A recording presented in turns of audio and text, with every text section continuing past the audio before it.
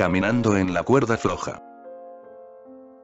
Una vez, cuando los hasidas estaban reunidos sentados en hermandad, con pipa en mano, el rabino Israel se unió al grupo.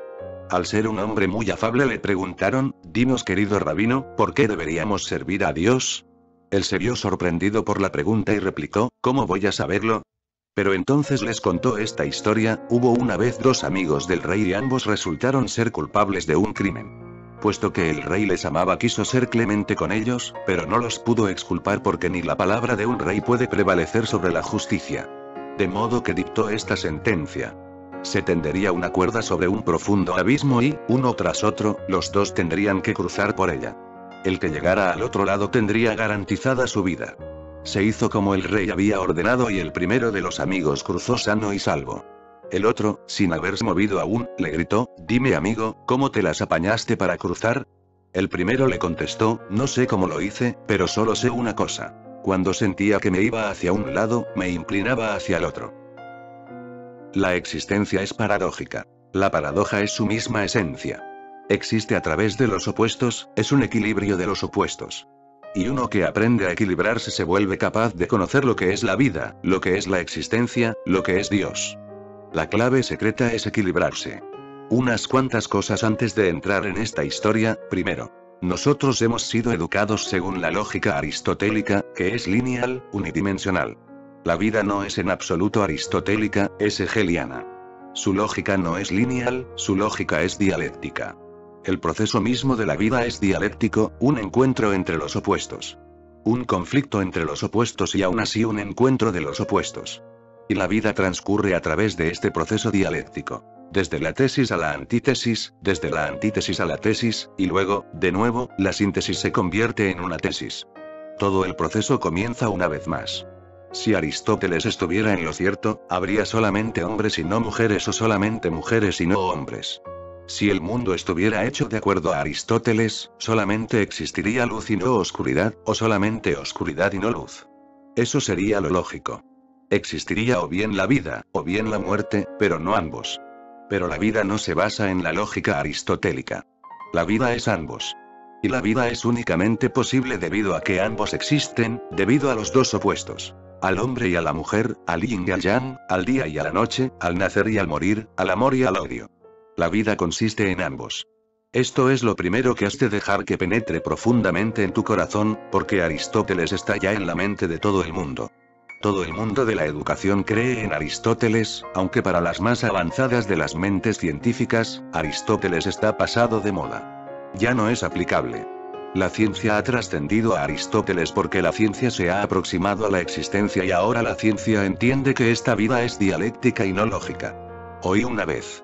¿Sabías que en el arca de Noé estaba prohibido hacer el amor mientras estuvieran embarcados? Cuando las parejas salían del arca después del diluvio, Noé las observaba mientras salían. Por fin, el gato y la gata salieron seguidos de una numerosa corte de gatitos. Noé alzó sus cejas de forma interrogadora y el gato le dijo, ¿te creíste que estábamos peleando? Noé debió de ser aristotélico. El gato sabía más. El amor es como una pelea, el amor es una pelea. Sin lucha el amor no existiría. Parecen opuestos porque creemos que los amantes nunca se pelean. Esto es algo lógico. Si amas a alguien, ¿cómo te vas a pelear con él? Es absolutamente claro y obvio para el intelecto que los amantes nunca debieran pelear, pero lo hacen. En realidad son íntimos enemigos, continuamente están peleando. En esta pelea, es liberada la energía a la que llamamos amor. El amor no es solamente pelearse, el amor no es solamente enzarzarse, eso es cierto. Es más que eso. También es un pelearse, pero el amor lo trasciende. El pelearse no puede destruirlo. El amor sobrevive al pelearse, pero no puede existir sin él. Mira la vida. La vida es anti-aristotélica, es no euclidiana. Si no aplicas tus conceptos a la vida, si simplemente miras a las cosas tal y como son, entonces te verás sorprendido de improviso al ver que los opuestos son complementarios. Y la tensión entre los opuestos es la base misma sobre la cual la vida existe. Si no, desaparecería. Piensa en un mundo donde la muerte no existiera, tu mente podría decir entonces la vida perduraría eternamente, pero te equivocas. Si la muerte no existiera, la vida simplemente desaparecería. No puede existir sin la muerte. La muerte le aporta el contraste, la muerte le confiere color y riqueza, la muerte le comunica pasión e intensidad. Por eso la muerte no está en contra de la vida. Eso es lo primero. La muerte está implicada en la vida. Y si quieres vivir de un modo auténtico, has de aprender a morir de un modo auténtico. Has de aprender a mantener un equilibrio entre el nacer y el morir y has de permanecer justo en el medio. Ese permanecer en el medio no puede ser algo estático, no consiste en que una vez hayas obtenido algo todo se acabe, que entonces no haya nada más que hacer. Eso es una tontería. Uno nunca alcanza el equilibrio definitivo. Uno ha de alcanzarlo una y otra vez. Esto es algo muy difícil de comprender porque nuestras mentes se han desarrollado bajo conceptos que no son aplicables a la vida real. Crees que una vez has alcanzado la meditación no hay necesidad de nada más, que entonces estarás ya en meditación. Te equivocas. La meditación no es algo estático. Es un equilibrio. Has de lograrlo una y otra vez. Te volverás más y más capaz de alcanzarlo, pero no perdurará para siempre como algo que poseas en tus manos. Ha de ser reclamado a cada instante. Solamente entonces será tuyo. No puedes descansar, no puedes decirte, he meditado, he experimentado eso y ahora ya no hay necesidad de que haga nada más. Ya puedo descansar. La vida no cree en los descansos. Es un movimiento constante desde la perfección hacia una perfección mayor. Escúchame. Desde la perfección hacia una mayor perfección. Nunca es imperfecta, siempre es perfecta, pero siempre puede alcanzarse mayor perfección. Bajo el punto de vista de la lógica, estas afirmaciones son absurdas. Estaba leyendo una anécdota, un hombre fue acusado de pagar una cuenta con moneda falsa.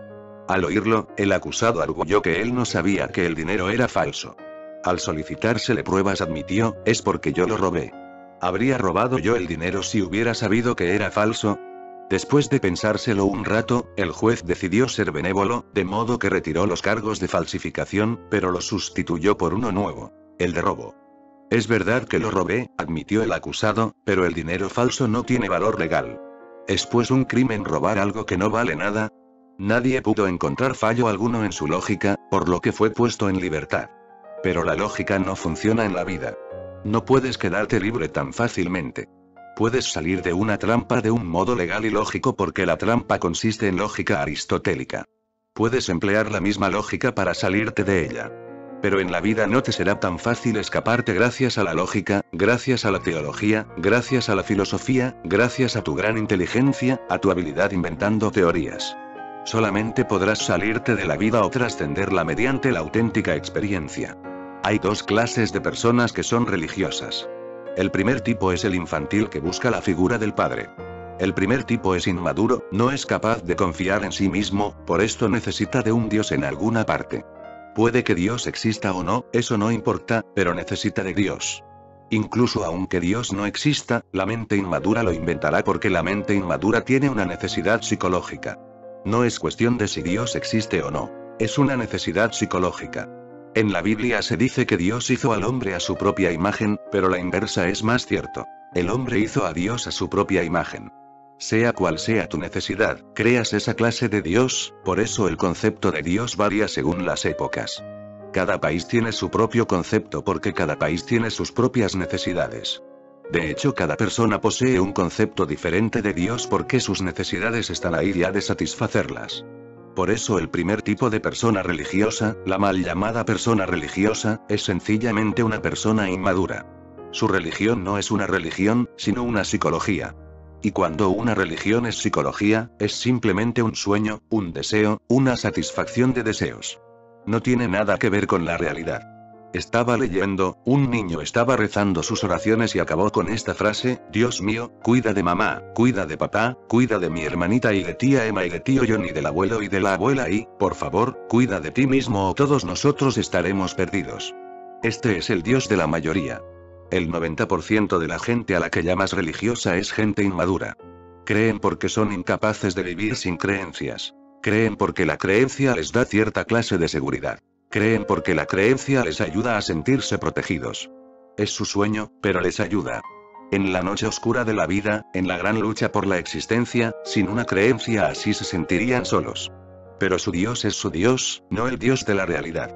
Y una vez se deshagan de su inmadurez, su Dios desaparecerá.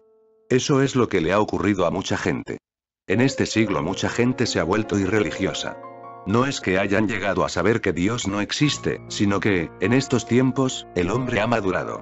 El hombre ha llegado a la edad adulta, el hombre se ha vuelto un poco más maduro, de modo que el Dios de la infancia, el Dios de la mente inmadura sencillamente se ha vuelto irrelevante. Eso es lo que quiere decir Friedrich Nietzsche cuando declara que Dios ha muerto. No es que Dios esté muerto. Es el Dios de la mente inmadura el que ha muerto. En realidad el decir que Dios ha muerto no es correcto porque ese Dios nunca ha estado vivo. La única expresión acertada sería decir que Dios ha dejado de ser importante. El hombre es capaz de confiar más en sí mismo, no necesita creer, no necesita de las muletas de la creencia.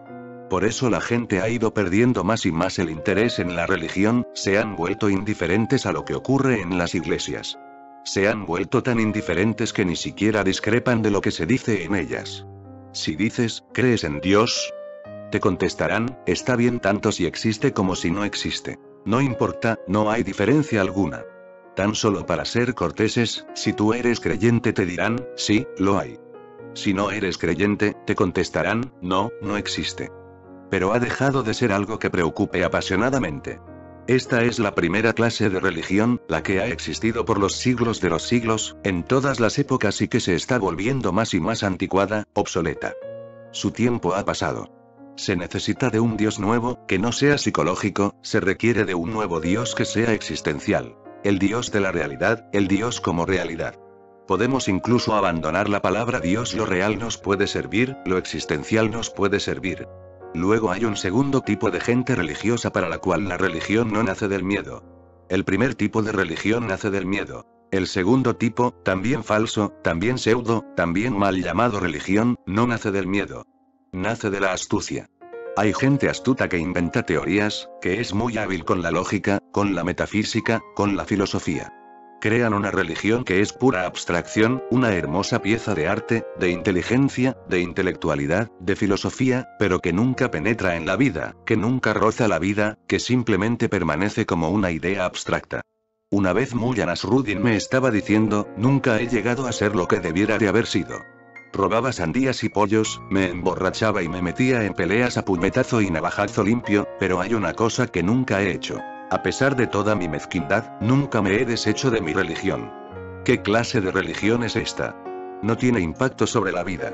Tú crees, pero esa creencia nunca penetra en la vida, nunca la transforma, nunca se convierte en parte intrínseca de ti, nunca circula por tu sangre, nunca la respiras, nunca late en tu corazón. Es simplemente algo inútil, a lo sumo, quizás ornamental, pero sin utilidad para ti. En determinados días acudes a la iglesia. Es una formalidad, una exigencia social. Y puedes hablar de Dios, de los Vedas, de la Biblia, del Corán, pero no eres sincero al hablar, no sientes lo que dices. Tu vida sigue sin eso, tu vida discurre por un camino totalmente distinto, no tiene nada que ver con la religión. Observa, uno dice que es un musulmán, otro que es un hindú, otro un cristiano, otro un judío. Sus creencias son diferentes, pero observa su vida y no notarás diferencia alguna. El musulmán, el judío, el cristiano, el hindú, todos viven la misma vida. Su vida no es ni rozada por sus creencias. De hecho, las creencias no pueden tocar la vida, las creencias son artilugios, las creencias son astutos artilugios mediante los cuales dices, sé lo que es la vida y así puedes descansar en paz, dejas de estar presionado por la vida. Sostienes un concepto y ese concepto te ayuda a racionalizar. De este modo la vida no te afecta mucho porque posees todas las respuestas a todas las preguntas. Pero recuerda, a menos que la religión sea personal, a menos que la religión no sea abstracta, sino real, a menos que esté profundamente arraigada en ti, en tu ser, a menos que sea como uña y carne contigo, es inútil, no sirve de nada. Es la religión de los filósofos y no la religión de los sabios. Entonces surge la tercera clase, y esa es la verdadera clase. Las otras dos eran falsificaciones de la religión, pseudo-dimensiones sin valor, facilonas, porque no suponen un reto para ti. La tercera es muy difícil, ardua. Es un gran reto. Creará una gran agitación en ti porque la tercera, la verdadera religión, dice que a Dios te has de dirigir de un modo personal. Has de provocarle y le has de permitir que te provoque y has de arreglártelas con él. En realidad, has de luchar con él, has de chocar con él. Has de amarle, has de odiarle, has de ser su amigo y has de ser su enemigo, has de hacer de la experiencia de Dios una experiencia viva. Oí una vez de un niño y me gustaría que fueras como ese niñito. Era realmente muy inteligente. Un niño se perdió durante una excursión campestre dominical. Su madre empezó a buscarle desesperadamente y pronto empezó a oír voces de niño que decían, Estrella, Estrella. Divisó al niño y rápidamente lo cogió por los brazos. ¿Por qué me estabas llamando por mi nombre, llamándome Estrella en vez de decirme mamá? Le preguntó, pues el niño nunca la había llamado así. No te podía llamar mamá, le dijo el niño, porque este sitio está lleno de mamás. Si dices mamá, hay muchas mamás, las hay en todas partes. Has de llamarla de una forma personal, has de llamarla por su nombre. A menos que te dirijas a Dios de una forma personal, llamándole por su nombre, nunca se convertirá en una realidad en tu vida. Puedes seguir llamándole Padre, pero ¿de qué Padre estás hablando? Cuando Jesús le llamaba Padre, se dirigía a él de un modo personal. Cuando tú le llamas así haces de forma absolutamente impersonal. Es cristiana, pero impersonal. Cuando Jesús le llamaba Padre tenía un sentido. Cuando tú le llamas Padre carece de sentido, no has establecido contacto alguno, no hay un verdadero contacto con él. Solamente la experiencia de la vida, que no es ni creencia ni filosofía, solamente la experiencia de la vida te hará capaz de que te dirijas a él personalmente. Entonces podrás encontrarle. Y a menos que encuentres a Dios, estarás simplemente engañándote a ti mismo con palabras vacías, huecas, con palabras carentes de contenido. Hubo un místico sufí muy famoso, Shakik se llamaba. Confiaba en Dios tan tremendamente, tan ciegamente, que vivió solamente a esa confianza. Jesús les dice a sus discípulos, mirad esos lirios del campo, no se afanan y aún así son tan bellos y están tan vivos que ni Salomón en toda su gloria fue tan hermoso. Shakik vivía la vida de un lirio. Ha habido muy pocos místicos que han vivido así, pero ha habido gente que sí ha vivido así. La confianza es tan infinita, la confianza es tan absoluta que no hay necesidad de hacer nada. Dios va haciendo las cosas por ti. De hecho, aunque tú las hagas, Él las está haciendo, lo único que ocurre es que tú piensas que eres tú el que las haces. Un día un hombre acudió a Shakik acusándole de pereza, de desidia y le pidió que trabajara para él. Te pagaré de acuerdo a tus servicios, añadió el hombre. Shakik replicó, aceptaría tu oferta si no fuera por unas cuantas objeciones. Primero, podrías ir a la bancarrota. Segundo, los ladrones podrían robar tus tesoros. Tercero, me des lo que me des, lo harás de mala gana. Cuarto, si descubres fallos en mi trabajo, probablemente me despedirás. Quinto, la muerte podría sobrevenirte y yo perdería la fuente de mi sustento. Sucede, dijo Shakik, que tengo un verdadero maestro que carece de tales imperfecciones. Eso es lo que es la confianza. Ten confianza en la vida y no podrás perder nada. Pero esa confianza no puede venir con el adoctrinamiento, esa confianza no llega a través de la educación, de la prédica, del estudio, del pensar, esa confianza llega tan solo mediante el vivir la vida a través de sus opuestos, con todas sus contradicciones, con todas sus paradojas. Cuando, a pesar de las paradojas, llegas a un punto de equilibrio, surge la confianza. La confianza es un perfume del equilibrio, la fragancia del equilibrio. Si realmente deseas llegar a la verdad, abandona todas tus creencias. No te ayudarán. Una mente que cree es una mente estúpida. Una mente que confía es pura inteligencia. Una mente que cree es una mente mediocre. Una mente que confía se vuelve perfecta. La confianza la hace perfecta. Y la diferencia entre el creer y el tener fe, confianza, es simple. No te estoy hablando del significado de las palabras en el diccionario. En el diccionario puede que sea así, que el creer sea tener confianza, que el tener confianza sea tener fe, que tener fe quiera decir creer. Yo estoy hablando de la existencia. En un modo existencial la creencia es algo prestado. La confianza es algo tuyo. Crees en lo que crees, pero la duda subsiste escondida. El confiar no contiene nada de duda. Es simplemente estar vacío de dudas. La creencia crea división en ti. Una parte de tu mente cree y una parte de tu mente niega. La confianza es una unidad de tu ser, de tu totalidad. Pero ¿cómo puede tu totalidad confiar si nunca la has vivido? El Dios de Jesús no te servirá, el Dios de mi experiencia no te servirá, el Dios de la experiencia de Buda no te servirá. Ha de ser tu experiencia. Y si acarreas creencias te encontrarás una y otra vez con experiencias que no encajan con las creencias y entonces surgirá una tendencia de la mente a no creer en esas experiencias, a no darles importancia porque suponen una molestia. Ellas destruyen aquello en lo que crees y tú quieres aferrarte a tus creencias. Entonces, cada vez te irás volviendo más y más ciego a la vida.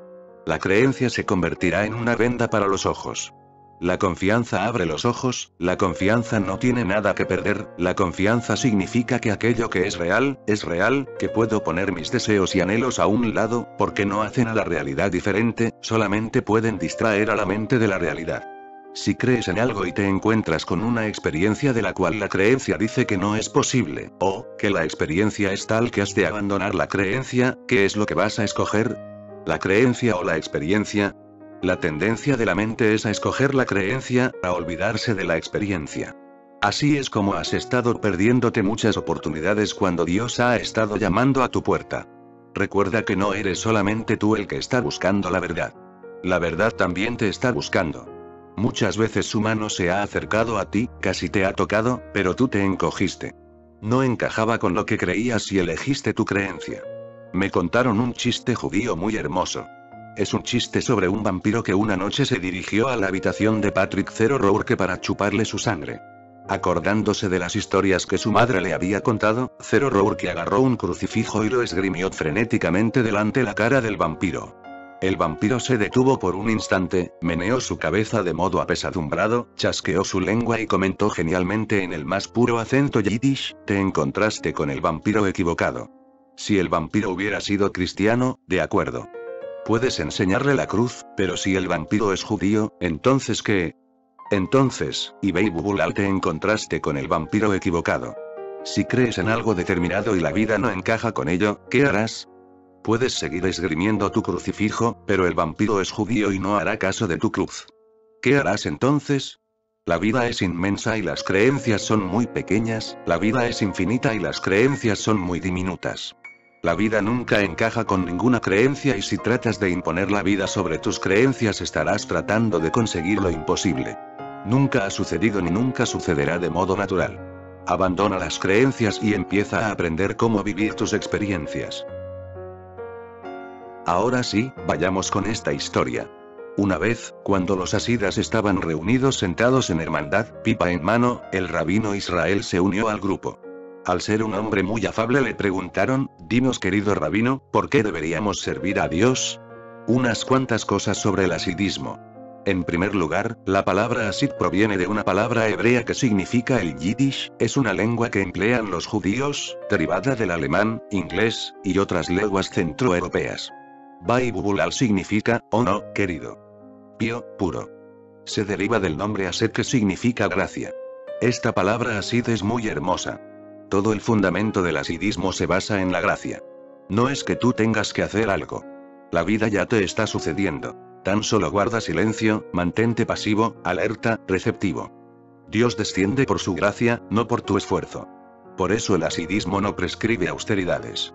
El hasidismo cree en la vida, en la alegría. El hasidismo es una de las religiones mundiales que afirma la vida. No contiene renunciación alguna, no has de renunciar a nada. Más bien has de celebrar. Se dice que el fundador del hasidismo, Baal Shem, decía: he venido para enseñaros un nuevo camino. No es de ayuno, ni de penitencia y tampoco es de indulgencia, sino de regocijo en Dios. El hasida ama la vida, intenta vivir la vida. Esa misma experiencia de la vida comienza a darte un equilibrio y en ese estado de equilibrio, algún día, cuando estés plenamente equilibrado, sin inclinarte ni a un lado ni a otro, cuando estés exactamente en el medio, trascenderás. El medio es trascender, el medio es la puerta desde donde uno trasciende. Si realmente deseas conocer lo que es la existencia, no es ni la vida ni la muerte. La vida es un extremo, la muerte es el otro extremo. Es exactamente en el punto medio donde no existe ni la muerte ni la vida, donde uno es, simplemente no nacido, inmortal. En ese momento de equilibrio, de balance, la gracia desciende. Me gustaría que todos os volvierais hasidas, receptores de la gracia. Me gustaría que aprendierais esta ciencia, este arte del equilibrio. La mente escoge los extremos muy fácilmente. Hay gente que indulge. Se complacen en la sensualidad, en la sexualidad, en la comida, en las ropas, en las casas, en esto y en lo otro. Hay gente que tiende a la complacencia. Se inclinan demasiado hacia la vida, se caen, se derrumban. Luego hay esa otra gente que, viendo a la otra gente caerse de esa cuerda floja que es la existencia hacia la complacencia, hacia el abismo que es la indulgencia, se asustan. Empiezan a inclinarse hacia el otro extremo. Renuncian al mundo, escapan a los Himalayas, escapan de la esposa, de los niños, del hogar, del mundo, del mercado y se esconden en los monasterios. Han elegido el otro extremo. La complacencia es la vida extrema. La renunciación es la muerte extrema. Por eso hay algo de verdad en el comentario de Friedrich Nietzsche sobre el hinduismo es la religión de la muerte. Hay algo de verdad cuando Nietzsche dice que Buda se asemeja a un suicida. La verdad es esta, que puedes ir de un extremo al otro. Todo el enfoque asida es no escoger extremo alguno, es permanecer sencillamente en el medio, asequible a ambos extremos y no obstante trascenderlos. Sin estar identificado con ninguno, sin estar ni obsesionado, ni aferrado a ninguno. Simplemente mantenerse libre disfrutando de ambos. Si es la vida la que llega, disfruta de la vida. Si es la muerte la que llega, disfruta de la muerte. Sí, por su gracia, Dios da la vida, el amor, bien. Si Él envía la muerte, también debe ser bueno. Es su regalo. Baal Shem está en lo cierto cuando dice, he venido para enseñaros el gozo de Dios. El hasidismo es una religión de celebración. Es la flor más pura de toda la cultura judaica. El hasidismo es la fragancia de toda la raza judía. Es uno de los fenómenos más bellos habidos en la tierra. Una vez cuando los hasidas estaban reunidos sentados en hermandad, el hasidismo enseña la vida en comunidad. En un enfoque comunal. Se dice que el hombre no es una isla, que el hombre no es un ego. No debería ser un ego, no debería ser una isla. El hombre debería vivir una vida de comunidad. Aquí estamos desarrollando una comunidad hasida. El vivir en comunidad es vivir en amor, el vivir en comunidad es vivir es compromiso, ocupándote de los demás. Hay muchas religiones que están muy orientadas hacia el yo, que solamente piensan en el yo, que nunca piensan en la comunidad. Su único pensamiento es cómo me voy a liberar, cómo conseguir mi liberación, cómo puedo alcanzar el moksha, mi libertad, mi liberación, mi salvación. Pero todo está precedido por el mí, por el yo. Y esas religiones tratan por todos los medios de abandonar el ego, pero todo su esfuerzo se basa en el ego. El hasidismo dice que si quieres dejar a un lado el ego, el mejor modo es vivir en una comunidad, es vivir con gente, preocuparte por la gente, de su alegría, de su tristeza, de su felicidad, de su vida, de su muerte. Crea un preocuparte de los demás, implícate y entonces el ego desaparecerá por sí mismo. Y cuando el ego ha desaparecido, eres libre. El ego no puede ser libre. Solamente hay un liberarse del ego. El hasidismo emplea la vida en comunidad como un artilugio. Los hasidas han vivido en pequeñas comunidades y han creado hermosas comunidades, muy alegres, con bailes y disfrutando de las pequeñas cosas de la vida. Convierten a las pequeñas cosas de la vida en sagradas. Hacen sagrados los pequeños hechos diarios. El comer, el beber. Todo adquiere la cualidad de la plegaria. Lo común de la vida deja de ser común, es insuflado con la gracia divina. Una vez cuando los hasidas estaban reunidos sentados en hermandad, esta es la diferencia. Si ves a los monjes jainos sentados nunca los verás en hermandad. No es posible. Su enfoque es distinto. Cada monje jaino es una isla, pero los hasidas no son islas. Son continentes, en hermandad profunda. Recuérdalo. La comunidad que me gustaría creciera aquí debería ser más hasida, menos como los monjes jainos, porque un hombre solo, encerrado en sí mismo, es algo feo. La vida está en el amor, la vida está en el fluir, en el dar y el tomar y el compartir. Puedes ir a un monasterio jaíno o a un templo jaíno donde los monjes jaínos están sentados. Simplemente observa. Verás como todo el mundo está encerrado en sí mismo, sin relacionarse. Eso es en lo que se esfuerzan, en no relacionarse. Todo el esfuerzo se centra en cómo desconectarse de toda relación. Pero cuanto más te desconectas de la comunidad y de la vida, más muerto estás. Es muy difícil encontrar a un monje jaíno que esté todavía vivo. Y lo sé bien porque yo nací en una familia jaina y los he estado observando desde mi infancia. Me quedaba asombrado. ¿Qué calamidad puede haberles sucedido a esa gente? ¿Qué es lo que fue mal? Están muertos. Son cadáveres. Si te acercas a ellos sin ningún prejuicio, sin pensar que son grandes santos, si simplemente vas, observando sin prejuicio alguno, te quedarás sorprendido, anonadado. ¿Qué enfermedad, qué mal, ha afectado a esa gente? Están neuróticos. Su preocupación por sí mismos se ha convertido en su neurosis. La comunidad ha perdido completamente todo significado para ellos, pero todo significado está en la comunidad. Recuerda, cuando ames a alguien, no es solamente que le ames, es que al dar, creces. Cuando el amor empieza a fluir entre tú y el otro, ambos resultáis beneficiados. Y en ese intercambio de amor vuestras potencialidades se actualizan. Así es como sucede la autorrealización. Ama más y serás más. Ama menos y serás menos. Siempre serás en proporción a tu amor. La proporción en que amas es la proporción en que eres. Una vez cuando los Hasidas estaban reunidos sentados en hermandad, pipa en mano, ¿puedes imaginarte a un santo pipa en mano? Pipa en mano, el rabino Israel se unió al grupo. Ha de permitirse que la vida sea santificada, que sea consagrada, incluso hasta una pipa. Puedes fumar como si rezaras. O puedes rezar como si no rezaras. No es una cuestión de lo que hagas, puedes ir al templo, puedes ir a la mezquita, pero aún así puedes rezar como si no oraras. Depende de ti, depende de la cualidad que le confieras a tu oración. Puedes comer, puedes fumar, puedes beber y puedes hacer todas esas pequeñas cosas, esas cosas mundanas, con tal gratitud que se convertirán en oración. La otra noche vino un hombre. Se postró ante mí y me tocó los pies. En la forma en que lo hacía había, lo pude ver, muy poco de reverencia. Era hindú y lo estaba haciendo como si fuera un deber.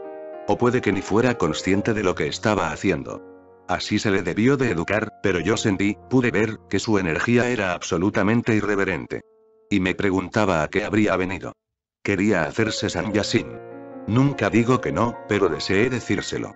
Pensé por un instante en hacerlo. Si le rechazaba, no parecería correcto, pero el hombre estaba absolutamente equivocado. Finalmente le dije, de acuerdo, te daré sannyas, porque no podía rechazarle, no podía decirle no. Me es muy difícil emplear esa palabra. Por eso le di sannyas y entonces todo se volvió claro. Inmediatamente después del sannyas me dijo, me he arrodillado a tus pies, ahora ayúdame. He sido desplazado, él estaba en el ejército, he sido desplazado a un destacamento en Palampur. Oso, con tu poder espiritual, ayúdame a que sea transferido a Ranchi. Mi poder espiritual ha de ser empleado para que él sea transferido a Ranchi.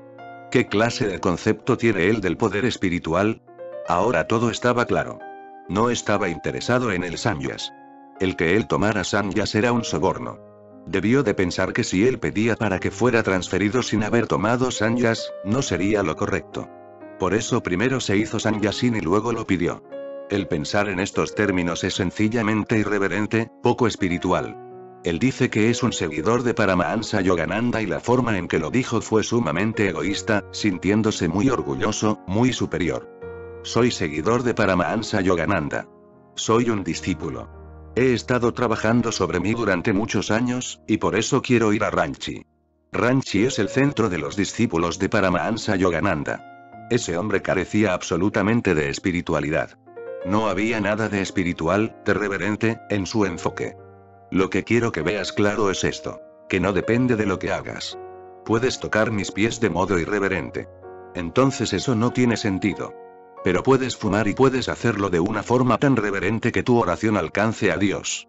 Eso es muy difícil para la gente que tiene ideas fijas sobre la religión, la espiritualidad, pero a mí me gustaría que te volvieras más líquido. No tengas ideas fijas. Observa. Pipa en mano, el rabino Israel se unió al grupo. Al ser un hombre muy afable le preguntaron, dinos querido rabino, ¿por qué deberíamos servir a Dios? Sí, solamente en profunda amistad se puede preguntar. Y solamente en profunda amistad se puede contestar. Entre el maestro y el discípulo se establece una profunda amistad. Es una relación de amor. Y el discípulo ha de esperar el momento apropiado y el maestro también ha de esperar el momento apropiado, cuando la amistad es un flujo, cuando desaparecen los obstáculos, cuando se pueden contestar las preguntas. O incluso, a veces, sin responder, aquellas pueden ser contestadas. Incluso sin verbalizar puede ser entregado el mensaje. Él se vio sorprendido por la pregunta y replicó, ¿cómo voy a saberlo? En realidad, esa es la respuesta de todos aquellos que saben. ¿Cómo voy a saberlo? ¿Cómo servir a Dios? Estás planteando una pregunta tan importante que yo no soy digno de contestarla, dijo el maestro, ¿cómo voy a saberlo? No se puede saber nada del amor, no se puede saber nada de cómo servir a Dios. Es muy difícil. Pero entonces les contó esta historia, primero les dice, ¿cómo voy a saberlo? Primero les dice que el conocimiento aplicado a tales cosas no es posible. Primero les dice que no les puede aportar nada de saber sobre estas cosas. Primero dice que no te puede hacer más sabio con respecto a estos temas. No existe la forma. Pero entonces cuenta esta historia. Una historia es absolutamente diferente a hablar de teorías. Una historia es algo más vivo, más revelador. No dice mucho, pero enseña mucho. Todos los grandes maestros han utilizado las historias, las parábolas, las anécdotas. El motivo es que, si dices algo directamente, eso duele mucho. Una expresión directa es demasiado cruda, primitiva, ruda, desagradable. La parábola dice eso mismo de una forma indirecta. Lo hace más suave, lo hace más poético, menos lógico, más cercano a lo vital, más paradójico. No puedes emplear un silogismo refiriéndote a Dios, no puedes emplear argumento alguno, pero sí puedes contar historias. Y la raza judía es una de las razas de la tierra más ricas en historias. Jesús era judío y ha contado algunas de las más bellas parábolas que jamás se han contado. Los judíos han aprendido a contar historias. De hecho, los judíos no saben mucho de filosofías, pero tienen bellas parábolas filosóficas. Dicen mucho. Sin decirlo, sin apuntar nada directamente, crean una atmósfera. En esa atmósfera algo puede ser entendido. Ese es todo el porqué de una parábola. Pero entonces les contó esta historia, primero les dijo, ¿cómo voy a saberlo? Primero niega simplemente cualquier posibilidad de saber algo sobre ello. Un filósofo diría, sí lo sé. Un filósofo propondría una teoría en términos claros, lógicos, matemáticos, en silogismos, de forma argumentativa. Él trata de convencer. Puede que no te convenza, pero te obliga a guardar silencio. Una parábola nunca trata de convencerte. Te toma por sorpresa, te persuade, te cosquillea en tu interior más profundo. En el instante en que el maestro dice, ¿cómo voy a saberlo? Les está diciendo, relajaos, no os voy a dar ninguna explicación, no os voy a dar teoría alguna. Y no necesitáis estar preocupados porque os vaya a intentar convencer. Simplemente disfrutad de la parábola, de esa pequeña historia. Cuando te pones a escuchar una historia, te relajas. Cuando escuchas una teoría, te pones tenso. Y eso que crea tensión en ti no puede serte de mucha ayuda. Es destructivo. Pero entonces les contó esta historia, hubo una vez dos amigos del rey y ambos resultaron ser culpables de un crimen. Puesto que el rey les amaba quiso ser clemente con ellos, pero no los pudo exculpar porque ni la palabra de un rey puede prevalecer sobre la justicia. De modo que dictó esta sentencia. Se tendería una cuerda sobre un profundo abismo y, uno tras otro, los dos tendrían que cruzar por ella. El que llegara al otro lado tendría garantizada su vida. Una parábola posee cierta atmósfera, una atmósfera muy hogareña como si tu abuela te estuviera contando un cuento y tú te fueras quedando dormido. Los niños piden, cuéntanos cuentos. Eso les ayuda a relajarse y a quedarse dormidos. Una historia es algo muy relajante y no crea presión alguna en tu mente. Más bien empieza a jugar con tu corazón. Cuando escuchas una historia no la escuchas desde la cabeza, no puedes escuchar una historia con la cabeza. Si la escuchas con la mente, te la perderás. Si la escuchas desde la cabeza no existe la posibilidad de que comprendas la historia. Una historia ha de entenderse con el corazón. Por eso es que las razas y los países que son muy mentales no son capaces de comprender bellos chistes. Por ejemplo, los alemanes. No son capaces de entenderlos. Son una de las razas más inteligentes del mundo, pero no tienen una buena provisión de chistes. Un hombre le estaba diciendo a un alemán, lo acabó de oír en el Ashram, le estaba diciendo a un alemán que acababa de escuchar un gracioso chiste alemán. El alemán le dijo, recuerda que soy un alemán. A lo que el hombre replicó, vale, entonces te lo contaré muy despacio. Es muy difícil. Alemania es el país de los profesores, de los lógicos, de Kant, de Hegel y de Feuerbach, y ellos siempre han estado pensando a través de la mente. Han cultivado la mente, han creado grandes científicos, lógicos, filósofos, pero se han perdido algo. En la India no abundan los chistes, hay una gran pobreza de espíritu. No puedes encontrar un solo chiste específicamente hindú, no. Todos los chistes que se cuentan en la India son tomados de Occidente. No existen los chistes hindúes. No he descubierto ninguno. Y puedes creerme porque conozco todos los chistes del mundo.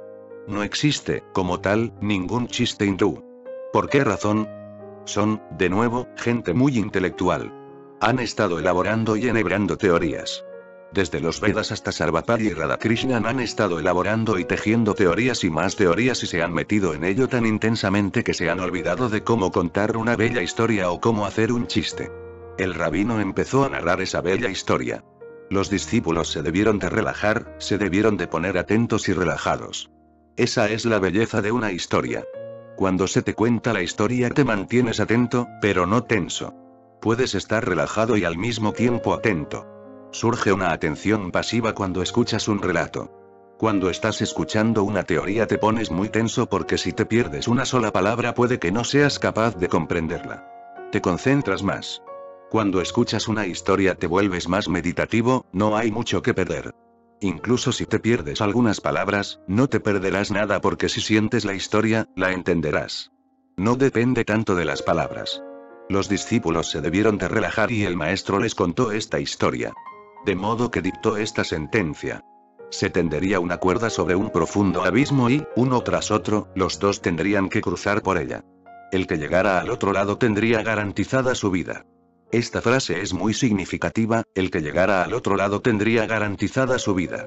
Jesús les dice repetidamente a sus discípulos, venid a mí si deseáis tener vida en abundancia. Si queréis vida en abundancia, venid a mí. Pero la vida en abundancia únicamente es obtenida por aquellos que trascienden la vida y la muerte, que trascienden la dualidad, que pasan a la otra orilla. La otra orilla, el otro lado, es simplemente un símbolo de lo trascendental. Pero es solamente un apunte. No se dice nada determinado. Solo se indica algo. Y entonces la historia sigue. Se hizo como el rey había ordenado y el primero de los amigos cruzó sano y salvo. Esas son las dos clases de personas. La primera sencillamente cruza sana y salva. Por lo general, nos gustaría preguntar cómo caminar por una cuerda floja. Una cuerda floja se tiende sobre un abismo. Es algo peligroso. Generalmente nos gustaría conocer el cómo, el método, el medio, la forma de cómo hacerlo. Nos gustaría saber el cómo, la técnica. Debe de haber una técnica. Durante siglos la gente ha caminado en la cuerda floja. Pero el primero simplemente camina sin preguntar, sin ni siquiera esperar al otro. Esta es la tendencia natural. Dejar al otro ir primero. Al menos así podrás observarle y ver aquello que puede serte de ayuda. No. Él sencillamente caminó. Debe de haber sido un hombre de tremenda confianza, debe de haber sido un hombre de una confianza indestructible, debe de haber sido un hombre que aprendió una cosa en la vida. Que solamente hay una forma de vivir y esa es vivir, el experimentar. No hay otra forma. No puedes aprender a caminar por la cuerda floja viendo cómo lo hace uno que camina en la cuerda floja. No, nunca. Porque el quid no está en algo tecnológico que puedas observar desde el exterior. Es cierto equilibrio interior que solamente conoce el que anda. Y no puede ser transferido. Él no puede contárnoslo, no puede ser verbalizado. Nadie que sea capaz de caminar en la cuerda floja puede explicar a otro cómo se las arregla. Vas en bicicleta. ¿Puedes explicar cómo lo haces? Sabes equilibrarte, es como caminar en la cuerda floja, con las dos ruedas en línea recta. Y vas rápido y confías. Si alguien te pregunta cuál es el secreto, puedes reducirlo a una pura fórmula, como el H20. Puedes resumirlo en una máxima. No dices, este es el principio. Yo sigo este principio. Tú dirás, la única forma es que vengas y te sientes en la bici y yo te ayudaré a montar. Caerás unas cuantas veces y luego descubrirás que la única manera de saber cómo hacerlo, es hacerlo. La única manera de aprender a nadar es nadando, con todos los peligros que eso implica. El hombre que fue en primer lugar debió de tener una profunda comprensión de su vida, de que la vida no es un libro de texto. No se te puede enseñar sobre esto. Has de vivirlo. Y debió de ser un hombre de una consciencia extraordinaria. No dudó, sencillamente caminó como si siempre hubiera estado caminando por la cuerda floja. Nunca antes había caminado por ella. Esa era la primera vez. Pero para un hombre de consciencia todo es una primera vez y un hombre de consciencia es capaz de hacer cosas, aunque las haga por primera vez, de un modo perfecto. Su eficiencia no proviene de su pasado, su eficiencia proviene de su presente. Recuerda esto. Puedes hacer las cosas de dos maneras.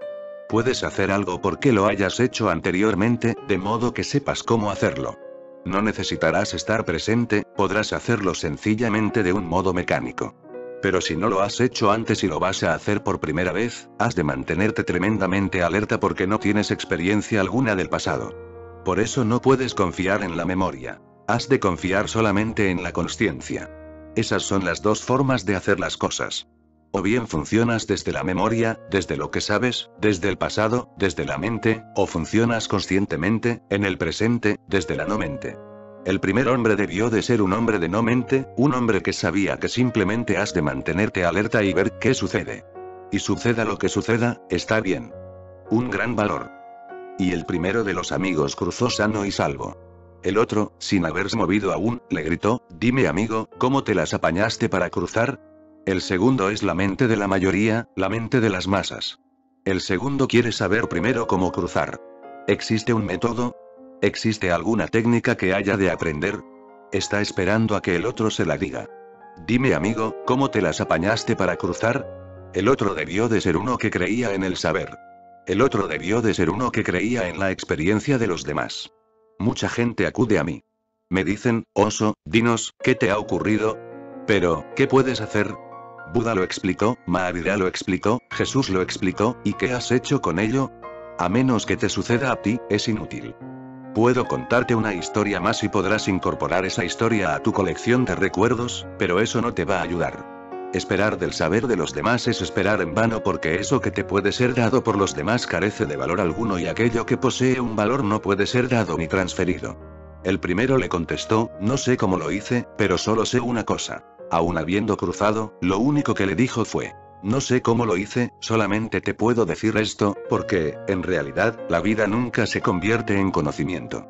Permanece siendo una experiencia, nunca conocimiento. No puedes verbalizarlo, conceptualizarlo, exponerlo en una detallada teoría. El primero le contestó: no sé cómo lo hice, pero solo sé una cosa. Cuando sentía que me iba hacia un lado, me inclinaba hacia el otro. Solamente puedo decirte esto. Que hay dos extremos, la izquierda y la derecha, y que cuando sentía que me inclinaba demasiado hacia la izquierda y perdía el equilibrio, me inclinaba hacia la derecha. Pero, de nuevo tenía que reequilibrarme porque me iba demasiado hacia la derecha y perdía otra vez el equilibrio. Y de nuevo tenía que inclinarme a la izquierda. Por eso dijo dos cosas. Una, no puedo expresarlo como un método. Solamente puedo indicarlo. No sé exactamente cómo lo hice, solo sé que únicamente puedo darte esta pista. Y no sirve de mucho. En realidad no hace falta que la conozcas. Te encontrarás con el hecho tú mismo. Eso es lo que te puedo decir. Se le preguntó una y otra vez a Buda: ¿qué es lo que te ha sucedido? Y él siempre decía: no soy capaz de decírtelo, pero sí puedo decirte cuáles fueron las circunstancias en que eso ocurrió. Eso puede serte de ayuda.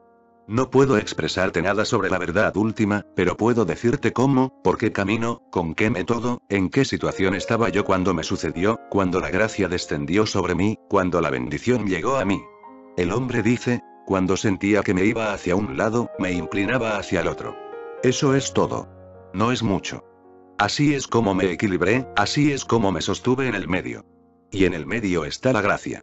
El rabino les está diciendo a sus discípulos: ¿me preguntáis cómo debemos servir a Dios?